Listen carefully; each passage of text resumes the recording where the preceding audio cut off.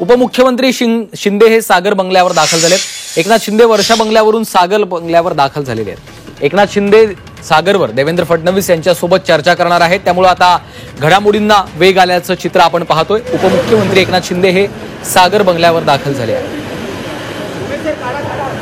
मनोज कुलकर्णी आमचे प्रतिनिधी फोन लाईनवरून आपल्या सोबत आहेत। मनोज, आपण पाहतोय उपमुख्यमंत्री शिंदे हे सागर बंगल्यावर दाखल झालेले आहेत, काय अधिकचे अपडेट्स?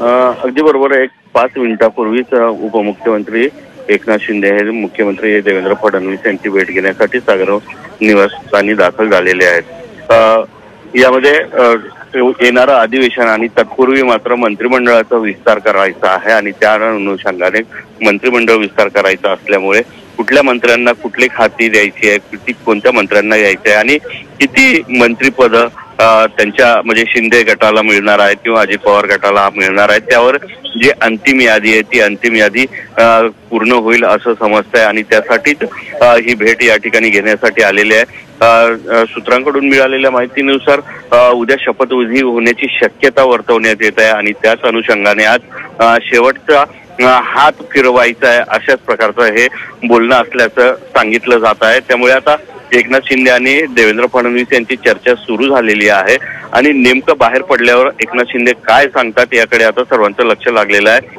उद्या शपथविधी होणार का हे मात्र अजून गुलदस्त्यात असलं तरी राजभवनवर मात्र तशाच प्रकारची तयारी सुरू असल्याचं पाहायला मिळतंय। त्यामुळे उद्याचा हा शपथविधी होण्याची शक्यता आहे आणि त्या अनुषंगानेच ही भेट असल्याचं सांगितलं जात आहे।